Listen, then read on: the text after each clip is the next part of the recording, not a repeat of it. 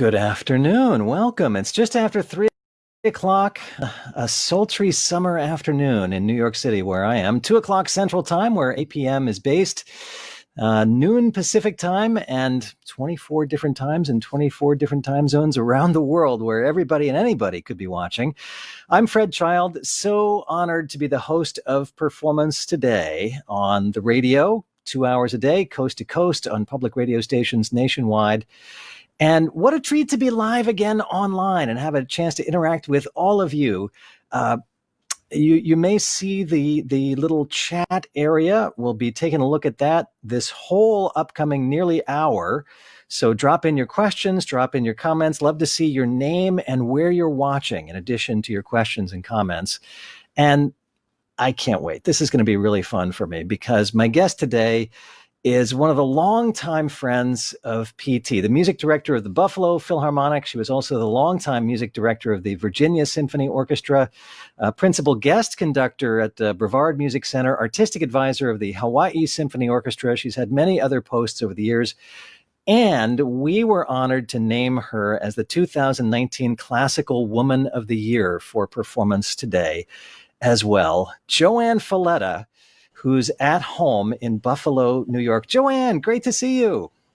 Great to see you, Fred, and hi to everybody listening in and watching. It's just great to do this together. Thank you. Oh, I'm so glad you could do this. And JoAnn, what have you been up to this spring and early part of the summer since there haven't been a lot of concerts? What have you been doing?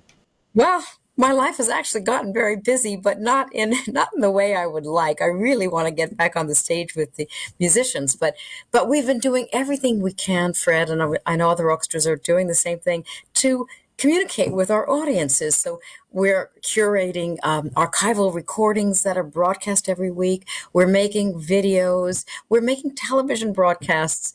We're constantly now making plans for what happens in September. So it's become very busy in a different way, and it certainly made me realize how much we need each other, how much I miss the live music making.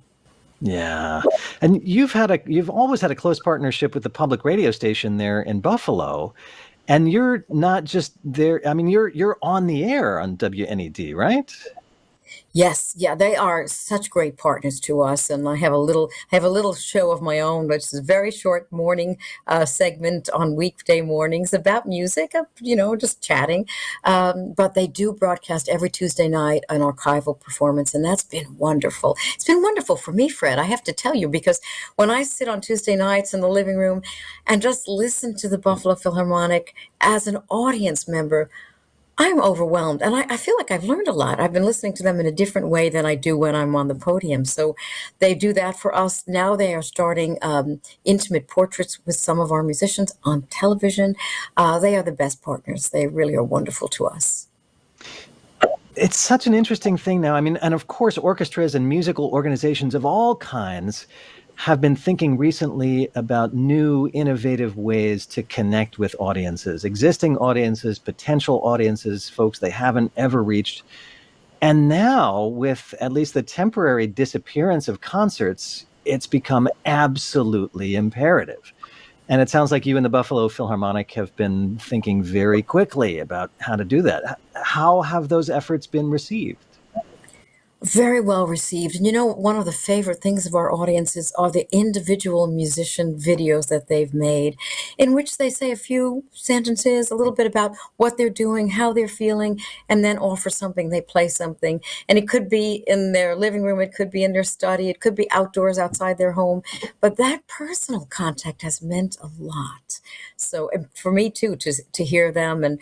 And we've made a big project together of doing the Firebird, the finale of the Firebird, playing, of course, in our homes at a distance. So we've done a number of projects that have, I think brought the orchestra more together, closer together, and certainly helped us get music out there. I've had a similar experience with Performance Today. I mean, I'm working from home. Every member of our staff is working from home and has been since the middle of March. We no longer see each other as a staff face-to-face in the office. I had lots of springtime events canceled. I was going to go to music festivals all across the country and Yeah. summer festivals too. That face-to-face contact I miss that dearly. And at the same time, there's been something really special, like a special, words kind of fail me here, but the connection, first of all, just of radio, the intimacy of the voice on the radio has become really, really special. The ability to do things like this and to have interaction live with the audience while this is happening. And well, for those of you just joining us, join the chat, put your name, tell us where you're watching from, drop a question in there. And for me or JoAnn or both of us, that connection has felt so special. It's always been special, but it's like, oh my goodness, this is such a treasure. And I've been encouraging listeners not just to send us email, but to call, because I enjoy hearing the sound of their voices now more than ever. It's great to get the content of an email, but with a phone call, you get that emotion of the voice and all the little Yes. catches and inflections of the voice. So that human connection has just felt more precious than ever this spring for me. It sounds like very Yeah, much the it's same for the you. same thing. The same thing, and it's a good thing to learn. It's a good thing to realize. You mentioned phone calls, and now I find that I'm staying longer on a phone call. I'm more relaxed about talking on a phone call instead of worrying about studying or running off to a rehearsal. I enjoy that. But most of all, Fred, and this is, of course, is Performance Today and also our own local radio station, listening to the radio has become like a sanctuary. It is so beautiful to feel that your friends are there talking to you. You're hearing everything beautiful, that they're curating for you. It's been for so many people a haven of friendship, of course, of people that they know and they love. Their voices mean so much to them. And just the music that you're choosing to play and WNED, WHRO in Virginia is choosing to play. It's made us realize how much we love listening to the radio. Mm. JoAnn, am I remembering right that you've worked with the Chewy brothers, the violin playing Yes. Well, Chewy not with brothers? both of them. Nikki Chewy is now our concertmaster in Oh, so Buffalo. of course you His worked with him. That's right. And he just played a beautiful recording of a Florent Schmidt world premiere piece that is going to be released on Naxos. But Nicky is fabulous. He's incredible. So we feel very, very lucky to have him with us. And his brother Timmy, whom I have not yet met, but why do I expect that sooner or later we're going to have the two of them on our stage playing a double concerto? I'm sure that's going to happen. Is also a fabulous violinist. So I feel very lucky to have Nikki here now. Well, the reason I asked is because I'm looking at Facebook on my phone, and Nicholas Chewy is hosting a watch party of you and me right now on Facebook. Oh, thank you, Nikki. And let's see. Here's a little question from a gentleman named David Ludwig, Oh, who's David. Thank you so much. who you and I both know, a composer, and runs the composition department at the Curtis Institute of Music in Philadelphia. Um, well, what kind of question is this to start with? David says, "How is it that two of my favorite people appear in the same place like this?" Oh, David, stop it. You just stop it. Fred, I had the most wonderful experience with David and Bella, his wife, Bella Hristova, in Hawaii when they came together. And I must have been the only person in the world who didn't realize that they were married. So not only did I get to work with Bella, but I met David Ludwig, of whom I have been a gigantic fan. And not only that, I conducted the piece that he wrote for Bella, the violin concerto he wrote for her as a wedding gift. Can you imagine anything better than that? So I can't wait to bring that to Buffalo. I mean, this was an incredible friendship that started up, and we've become very close friends, Bella and David and myself. There are a lot of questions starting to come in. And again, if you're just joining us, my guest on this Facebook Live here on PT is Well, she was our 2019 Classical Woman of the Year on PT, a frequent guest on our show as a voice, as a commentator, as an authoritative observer of the classical music scene, as the longtime music director of the Buffalo Philharmonic, whose concert recordings we're happy to share with great regularity on the airwaves. JoAnn Falletta is joining me. And JoAnn, you and I have talked about some of this over the years, but for people who maybe haven't heard this, when you were young, you were growing up in New York City, That's right. and you went to a concert that changed your life. And I think you know which one I'm talking about. Would you tell Yes. that story? I will tell the story.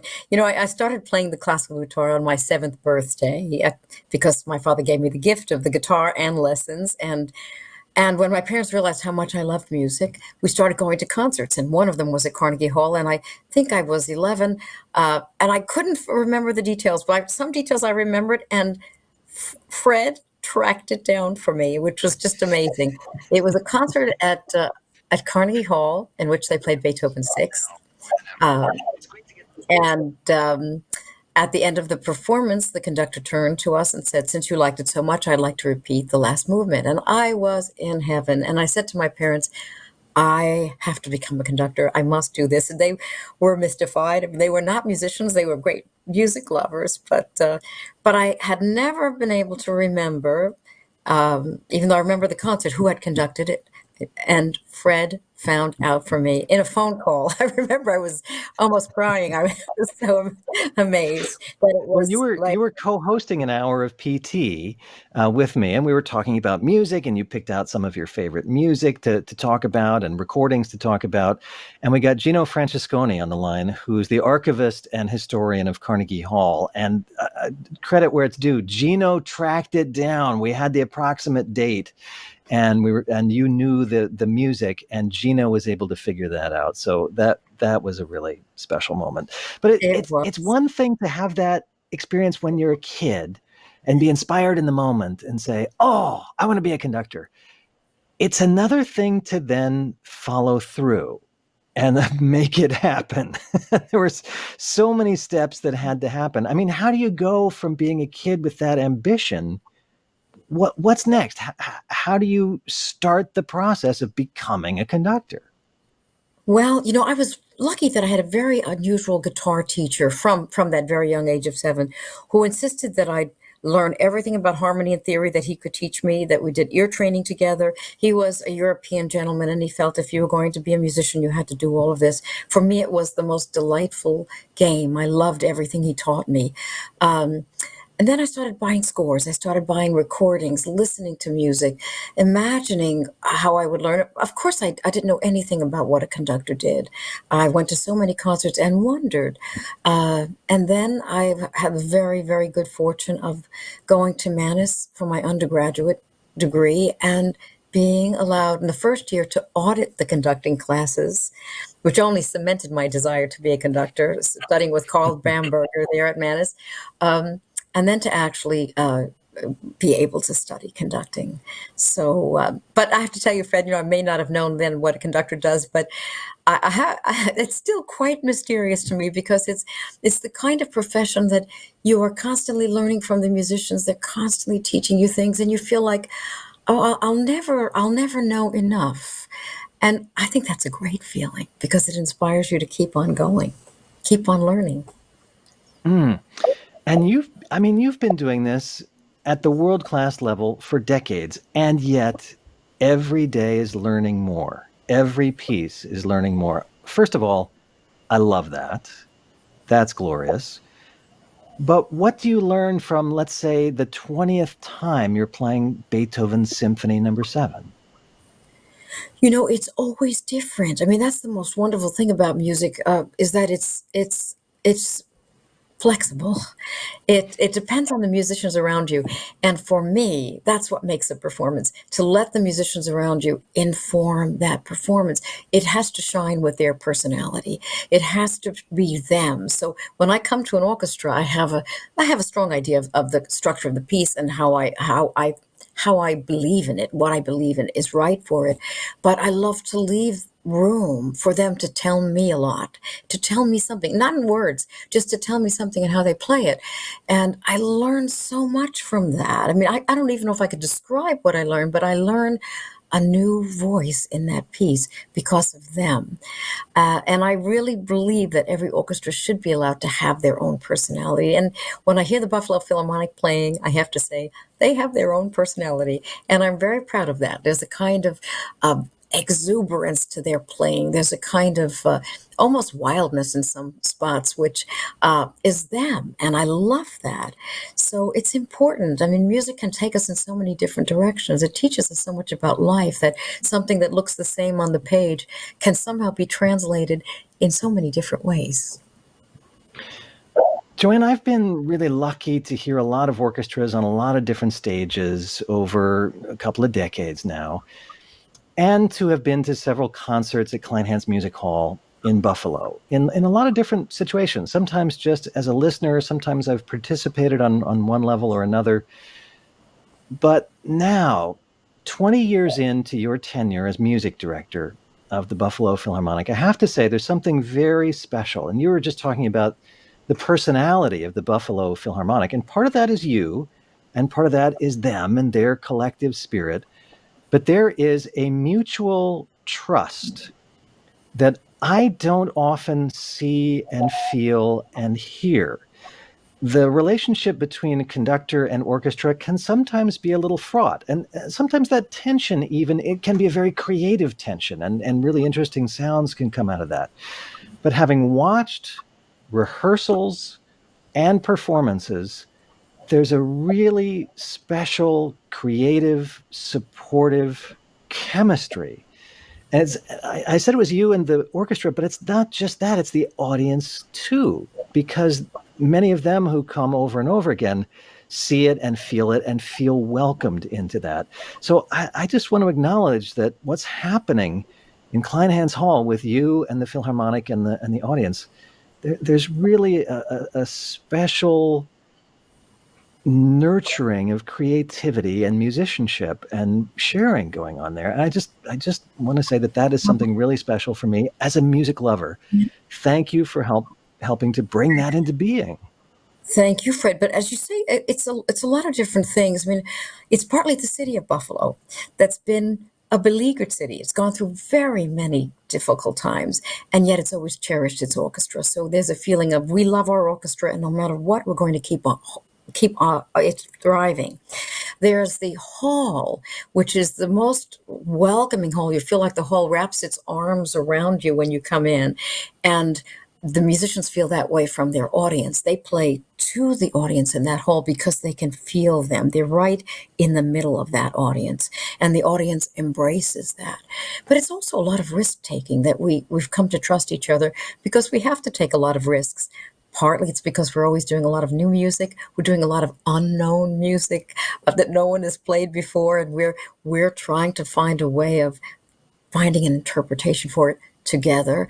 There's a lot of that trust building, and I think they know that I really love their personality. And part of my job as the music director is to take care of that. I'm like the steward of who they are, of their character, of their being, and it's something that I take very seriously, to let them have that voice, all the while we're working on things to be stronger, to be better, to be more imaginative. But it's a very, very special orchestra. Yeah. So there's that kind of enclave in Kleinhans Music Hall, the home of the Buffalo Philharmonic. But as you said, there's that connection with the larger community too, and the awareness that Buffalo has been a beleaguered community in some ways, in different ways over long periods of time now. And even just this spring, Buffalo has been at the center of some very difficult events in American life.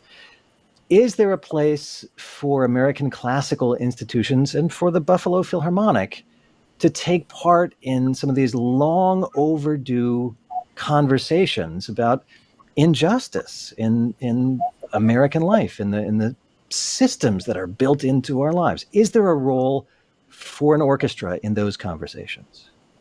Absolutely, there is. And I think this is a giant wake up call for all of us, or I'll speak for myself. It's a giant wake up call in terms of realizing that we can make a difference. We can really change, and we should do it in what we do best, in our music. So, we are completely restructuring our programming to include voices of diversity in a larger way. We've always done it, but in a really concerted, larger way, so that we can work from the inside, from the artistic quality of the music we play, the diversity of that quality, that diversity of that music, and make a difference. So I think that we are realizing that we can have an effect in what we do best, and that will have a larger effect in the world. So it's a time that is very, very important now and holds great opportunity, Fred. And I think that, well, I know because of all my conversations with the musicians, how much they're welcoming that. Let us be a part of that. Let's be a part of that together. So that is going to be our future. If you're just joining us, my guest is the longtime music director of the Buffalo Philharmonic and conductor of many orchestras across the country and around the world, JoAnn Falletta. And she was our 2019 Classical Music Woman of the Year as well. And there's among the many, many notes coming in on Facebook, I see it has scrolled past now, but it was Stephanie Brown who, and I'm going to paraphrase a little bit because I don't see it right in front of me now, but she wanted me to be sure to let you know that she became a conductor because of you, because of your inspiration, because of seeing and hearing you. Are you Yes. aware of that role in addition to being a conductor, music director, programmer, being a mentor? I wasn't as aware of it as I've become now, Fred, because um, I think that women, well, when I was conducting at the beginning of my career, I didn't see many women on the podium, so I got used to learning from the male role models that there were. But I think now that there are many women on the podium, uh, young women may feel that the door is more open for them. And if I've helped, I know Stephanie very well. If I've helped people like Stephanie, I'm so glad, even to have them know this is possible. There's nothing standing in your way. I mean, it's a long road of study and hard work and dedication, but you can do it. There's no reason to doubt yourself. You told me a fascinating story a couple of years ago. You didn't name the orchestra, but you said that there was one occasion when you came in, I think it was to guest conduct an orchestra, and one of the musicians came up to you afterwards and said something like, I never would have thought I would have been looking up at a woman on the podium or having a woman conduct. Do you remember? Oh, I remember it. I was actually auditioning for a position of assistant conductor somewhere. This was long, long ago.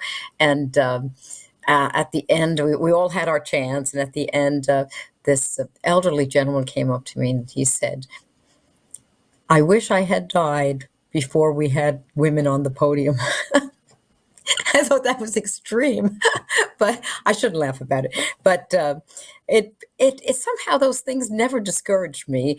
But I did think that really the classical music world had been a little bit slow to affect change at that point, and it's very different now. Fred, I remember one very happy situation. I was talking to a youth orchestra, a serious youth orchestra, and telling them about the audition process so that they wouldn't be startled by it when they were ready to audition, and explained that we did all our auditions behind a screen. And I said, well, why do you think we do that? Not one of them had an idea. I said, really? No. Well, so for instance, we can't tell that whether it's a woman or a man, and maybe not choose the woman. And one of the young men in the orchestra said, well, that would be stupid. Why would you need us? As if, and I said to myself, we've come to a really great point now in our development as a orchestra, as an orchestra, as a community, that these people would never think about not hiring the best person, no matter what, woman or man, or old or young, or tall or short, or didn't matter to them. They couldn't even understand it. And I thought, okay, we've gotten somewhere. JoAnn, you've had a lot more time at home these past 3, 4 months. Have you been listening to music during that time? I mean, just not to study something for next season, but just to listen to and enjoy.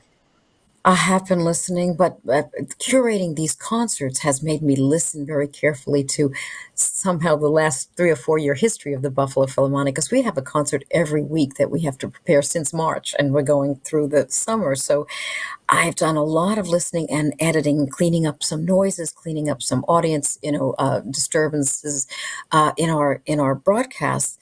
And I've been listening in a different way, Fred, and it's actually been very illuminating for me. And listening How to so? music. Well, in that again, when I'm in close up to the Buffalo Philharmonic and I'm concentrating so intently on the music that we're making, I can't really hear it as an audience member hears it.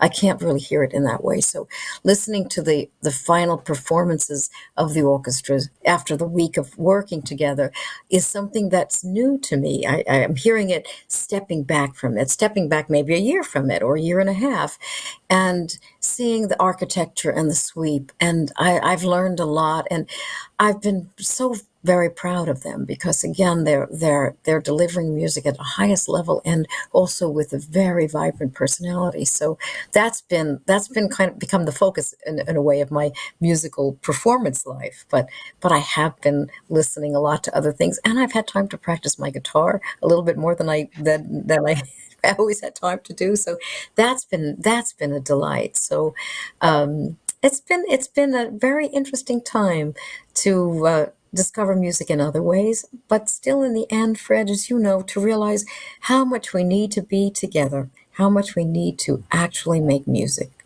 in the same Mm, place. Yeah, in the same place. You mentioned earlier that you and the members of the Buffalo Philharmonic have done this recording of the Stravinsky Firebird, of the final section of that, with everybody playing from home. Now, this is mystifying to a lot of people because you watch an orchestra and they're all on stage together, elbow to elbow, shoulder to shoulder, and they're all watching you so they can stay together. So how does it work for 85 musicians to sync up when they're all playing from home? Well, we had to use a click track. And I think that many of these videos like this are made that way, so that at least rhythmically the orchestra can stay together. But the orchestra knows Firebird; they've played it together many, many times. So while they were playing their individual part, and they could be anywhere, playing it into their phone, from their living room chair, they were hearing it, I'm sure, in their head the way they hear it or have heard it so many times playing it in the middle of the orchestra. So when we were able to put all those voices together, it was quite illuminating and wonderful. Mm. JoAnn Falletta is joining us, longtime music director of the Buffalo Philharmonic. And JoAnn, you're at home right now, right? You're in Buffalo? That's right. Is this the room where you do your, like, when you get out a score and study it and listen to it? Is this where it happens? Yeah, this is my study. This is my study. So I have my scores stored downstairs and actually in the garage in a fireproof file cabinets. But this is where I study, and it's a quiet place. And I always like to get up early and come in here and study before the day begins, because that I find is the best time to sort of focus on studying.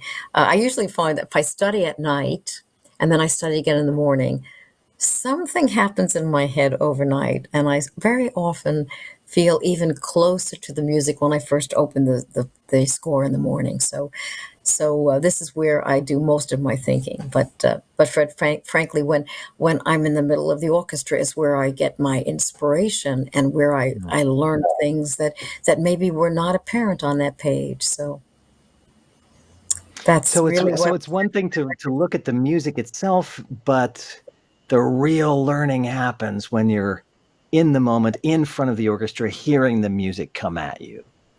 Yes, absolutely. And that's why it's a lifetime process, because every time you're on stage in a rehearsal or a concert, you are constantly hearing the music differently, and in a subtle way. Now, perhaps the audience hearing it one night to the next might not pick up all those differences, but we pick them up and I pick them up, and it gives me insight into the infinite variety in music. You know, the step from the page, the flat page with just the signs on it, to the actual creation of sound leaves so much room for individuality, for imagination, for different character. That's what's wonderful. And this is why I think, Fred, is something very, very important to me, that people who study music have a much different understanding of life. They have a much different sense of inclusion of people from all backgrounds and all customs and all walks of life, because they're used to music be having this ambivalence. Music is never just one way. It's not black or white. It's never that. It's always infinitely possible to change. And in being a musician, studying music, I think it broadens your mind to accepting that about life in general, to accepting this, being comfortable with ambivalence, being comfortable with the fact that things are not set in stone. And that's a very good way to think about things, I think, to think about the sense that not everything is like you thought it was. It can be different. So I often tell parents or grandparents that the very best thing they can do for their children or grandchildren is help them to play an instrument, because you learn so much about life through playing, about people through playing. And I think I've told you this before, Fred. I've been in situations where I can't speak the language, you know, especially in China and Japan, where I cannot speak those languages at all. And yet I felt that the musicians and I understood each other without any problem. In some ways, it was almost more wonderful, because we communicated by looking, by maybe singing a bit, by gesture, and yet we understood each other. And it's as if the musicians have the same DNA all over the world. You know, it's funny. I see them struggling with the same passages that they're a little annoyed by, or smiling at the same passages, you know, because they're so delightful, or even being moved in the same passages, whether they grew up in Beijing, China, or in Wisconsin. It's an amazing thing to see how music transcends all that. JoAnn, as you so often do, you've just said about 18 things that struck me as really interesting and perceptive and important. And one was when you talked about how the process of making music for you, being on the podium, that live, sparkling moment of interaction with the orchestra and bringing this great creation to life moment by moment, that part of what that does for you is helps you realize and remember things don't have to be the way they've always been. Things can be different. Things can go in infinite directions. And I have to say, for me, at this moment in my life and in my reality, that's a wonderful thing to hear, because every day there's so much bad news and there's so many new obstacles, and it kind of, there's a cumulative effect, and for me sometimes it's been a little hard to fight through that.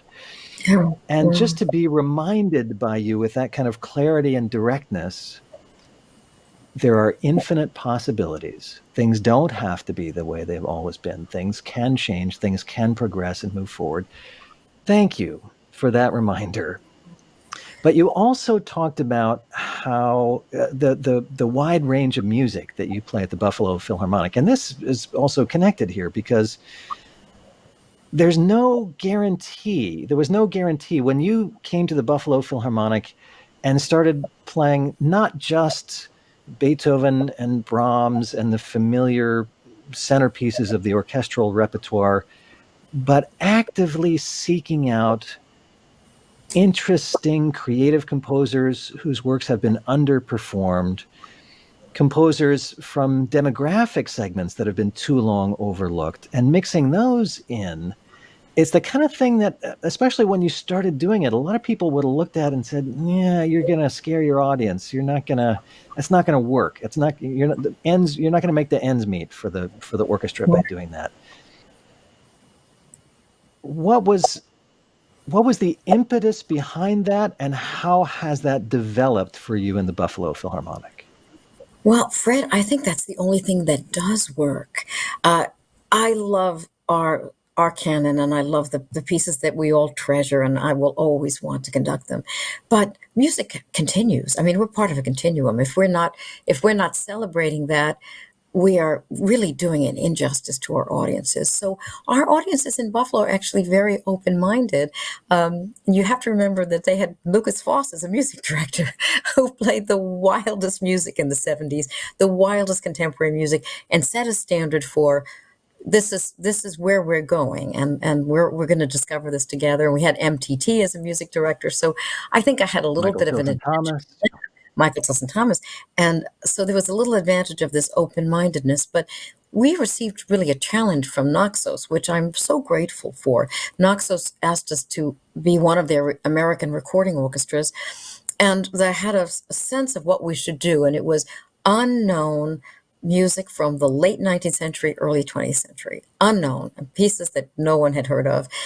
So we discovered those together. Over these 2 decades, we've discovered so many wonderful pieces. But I could never have done that first without the audience acceptance of, wow, this is going to be interesting. I'd like to hear what this is about. But mostly the musicians, their willingness to sometimes read off of terrible manuscript, to try and understand pieces that they never heard before, and in a week to come up with a committed, dedicated, joyful performance. Not every orchestra would do that, but the Buffalo Philharmonic does that, and they actually look forward to these experiences every year of new music. I mean, just right before, I think it was the week before the pandemic sort of hit us, Nikki Chewy played and recorded a stunning violin piece by Florian Schmidt. Stunning, never before heard. And that's going to be on a recording. But that takes a lot of courage to take on something like that. For Nikki, for the orchestra, for all of the people who are involved in committing themselves to this. So that's been a great part of our journey together in these 20 years. Is the 26 CDs we've made for Naxos, almost all of them of music that no one had ever heard. 26 recordings now for Naxos over about 20 seasons with the Buffalo Philharmonic. Why is that important for an orchestra, and maybe especially for an American orchestra, to create that recorded legacy? Why does that matter as a part of what you're doing? Well, it matters just first for the point you said, to create a legacy. I want those musicians to always know, and the future Buffalo Philharmonic to know, this is where we were in 2019, 2015. This is what we were about. This is what we were discovering. This is what we felt passionately about. So that's important, that document. But more than that, Fred, it's so refined the orchestra artistically, because playing concerts is one thing. When you're recording them, of course, it's going to be forever. It's there, and you've made a statement that you are giving to the world. So our musicians started to think about things in a certain way. They became very careful about that octave that had to be just in tune, or this little rhythmic thing that I could see them working on together to make sure it was just right, because we have limited time, of course, to record. So they started to think in a different way and listen in a different way, much more attentively. And then that way of listening permeated how they played concerts. They started to listen that way all the time. So the idea of making recordings has actually developed the orchestra to a very kind of keen sense of being aware of not only what they're playing, but how they're fitting in with their colleagues. It's really broadened how we think about music. And of course, all of this different music has opened up a new way of thinking about masterworks as well. I mean, when you have to discover a lot of new music, you think about other music in different ways too. That's so fascinating. You said earlier that you listen differently when you listen back to the recordings than you do in the moment when you're conducting and you have a lot of other things to think about. It hadn't even occurred to me, but of course the musicians listen differently too. When the oboist is sitting in the middle of the orchestra and maybe has the brass right behind and the double basses right over there, they're not hearing the same way you do or the same way an audience member does, but then suddenly they get to hear that playback and like, oh, that's how I Yes. fit in. That's how my part works with that one viola line. I see now. It's true. And it's when our wonderful engineer, Tim Handley, does the playbacks for us, the entire orchestra is in that room listening. They're listening. I mean, of course, they're listening to exactly how they sound, but for the first time, they're listening to the whole orchestra. So it's quite astonishing to see, to realize what recording has done for us. Mm. Well, we've got a lot of folks on Facebook listening and watching and sending in little notes. Margaret Nee says, "Thank you for doing new music in your programs. My father, Tom Nee, and that's N-E-E, did that That's in right. both San Diego and central New Hampshire. He made a difference and opened up people's minds and set a standard for others." So that's a comment from Margaret, Nee. And, Margaret, thank you. I met your father. this Thank you is so somebody much you for know. saying. Thank you. Yes, and you know there've always been great pioneers for new voices, and I think it's so important. And really, Fred, I think our audiences now are really much more open to newer things than they might have been even 25 years ago, 20 years ago. They're interested. They're interested in what we're discovering, and that's our job. It's our job to open a window for them and breathe new life into what we're doing. JoAnn, I'm remembering something you said just a little bit ago. I was asking you about your study and when you do your work, and you said if you look at a score in the evening and then look at it again in the morning, you realize how much you've been processing it overnight, even while you're sleeping. I'm reminded of musicians telling me about some of their literal dreams, and in some cases, nightmares. A bassoonist told me about a recurring dream that he has, that he walks on stage and the conductor hands him a viola, and he's supposed to play it's not playing the bassoon, he's supposed to play the viola, and it only has one string, and he only knows how to do the open string, so he's just trying to play that one note when it comes around. I used to have recurring dreams about being in the radio studio and a piece of music ends and I don't have anything planned for what comes next and I don't know what to say. Are there conductor nightmares? Oh, yes. Oh, yes, the worst. And I'm sure all the conductors have had this before. Is you're all ready, you're dressed, you're up there, and you've got your baton, and you open the score, and it's not the piece you thought you were going to conduct. Oh, It's the wrong score. But that's, and even in the dream when I know this is a dream. I know this is a dream. This is not really happening. It's still terrifying. you've seen that video, I'm sure, of the great pianist Maria João Pires. And I forget who the conductor was, maybe Ricardo Chailly. And it was a Mozart piano concerto. And with those concertos, usually the orchestra plays for a couple of minutes before the piano comes in. And the orchestra starts to play, and she gets this look of shock on her face because she had practiced a different piece. And this was happening in real life, in real time. And there was an audience in the hall, and it was being filmed. And the conductor is saying, "Oh, you know it. You come on, you've played this piece a million times." And she's like, she has this despairing look on her. No, how can this be happening? And he's like, "No, that's okay. Just take a breath. It'll be okay." 2.5 minutes go by. It's time for the piano to come in. She nails it. Yeah. Have you I seen that did. video? And it's wonderful because the look on her face is like of like dread, like what is happening? And Yeah. and then and then the idea that she and the conductor, I'm sure the audience didn't even know this, are having this little conversation. Don't worry, well, just try, just do it, you know it. And they don't even know this is going on, and she played it perfectly. It was wonderful. That So was a great moment for her. yeah, just given how much experience you have as a conductor, there must be some moments where things have gone wrong or there have been curveballs.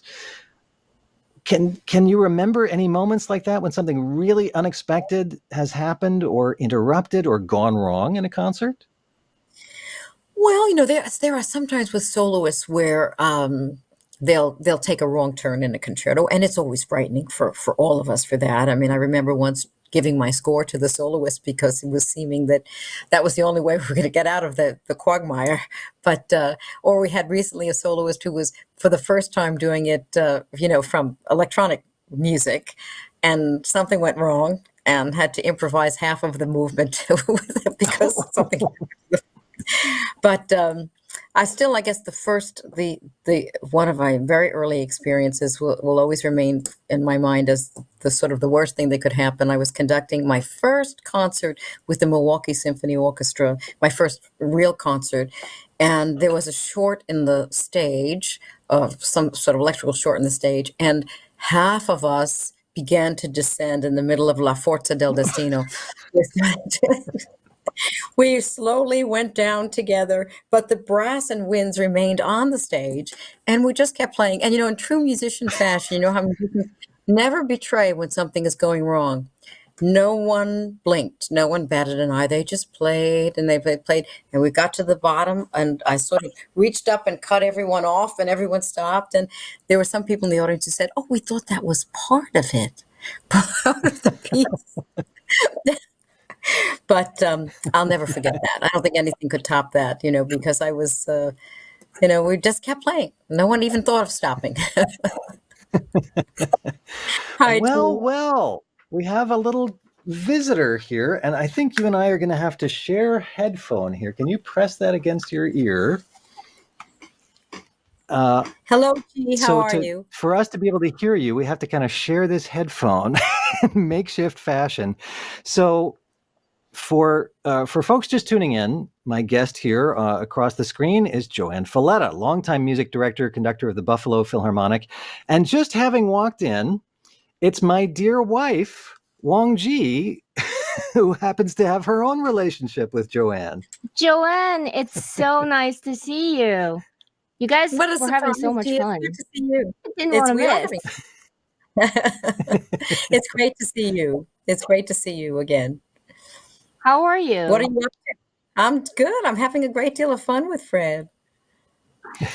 I've been musing about collaborations, and what we have accomplished in the past 2 years is just such sheer inspiration for me. So many possibilities, artistic inspirations and possibilities are opening up for me from our collaborations. So I just I'm gave a so talk glad. yesterday about collaboration. So it's just so nice to see you here. And just so other people, I'm going to move the microphone so it's not blocking your face. So for people who don't know, JoAnn programmed and performed your first symphony a couple of years ago, and we've broadcasted a bunch of times on PT too. So JoAnn, we were talking earlier about programming a wide range of music. What's it like when you can work with a living composer?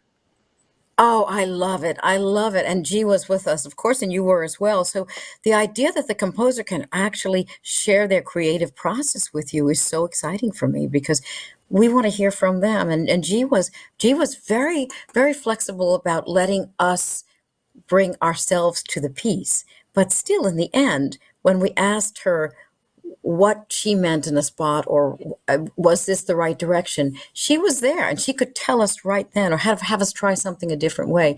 So in a way, we all became sort of part of the composer's mind. And I love that. And I know the musicians loved it as well.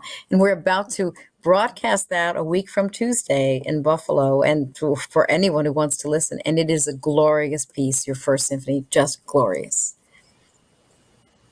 Oh, thank you, JoAnn. And I remember those moments very well. And I felt very privileged to have almost expended my muses into, it's almost like the muses had given me these inspirations and musical ideas, and now they have taken their lives into the muses and inspirations for the entire orchestra.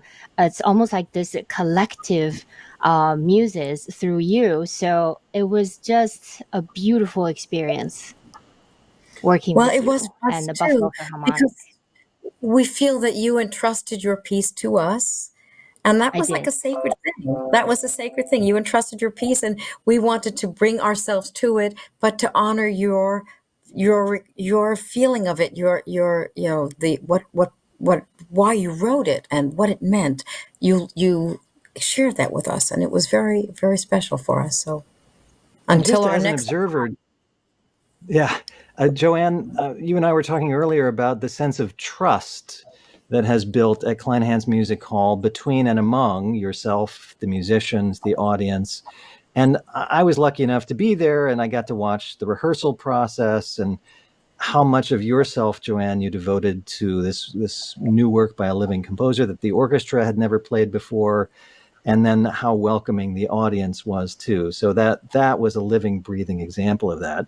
And now both of you are living this, one event after another where things that had been planned are not likely to happen, including JoAnn, you commissioned Wang Ji to write a piece for the beginning of the season coming up in September. That's not likely to happen. So how does that affect each of you? Well, Fred, the only thing is that it will happen. It's just not going to happen in the time we hoped it would happen. Ah, But we will not give up on that. I mean, yes, it was for our opening concert, but since we're playing with a smaller group, we have postponed it till the next year. So we will do it, but we're not going to miss that opportunity. It's just almost as if our lives have been a little bit on hold for a while, but I think we've learned a lot in this time. So hopefully it's not going to be for naught. I mean, we've done a lot of thinking, a lot of planning, a lot of changing our mind about how we make music. So gee, we can't wait till we open 2021 with your piece. Oh, wow. Yeah. I felt that a year from now, and I would have grown, and I will have matured in some way. And I think some important part of the piece might take on that element of this experience, this collective experience of the pandemic, and how music is still the most precious spiritual food for the music lovers, and it's people still believe so strongly in this art form, and it's so obvious when everything else has broken down in this country, that the music community standing tight and supportive for each other. So that's so inspirational for me. I can't wait to complete the piece and show it to you. We can't wait either. Thank you.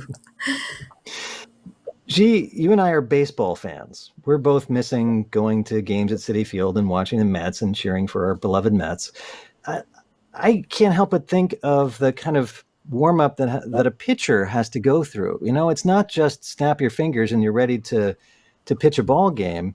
There's a kind of a long warm up process, and if there's a rain delay, it throws off your timing, and the pitcher may not be able to continue. So you, in effect, have had a rain delay. You're the composer. You're like a starting pitcher, and you have a kind of rhythm you go through to kind of a long arc to write a piece, to prepare a piece, to cogitate over it, and then to finish it off.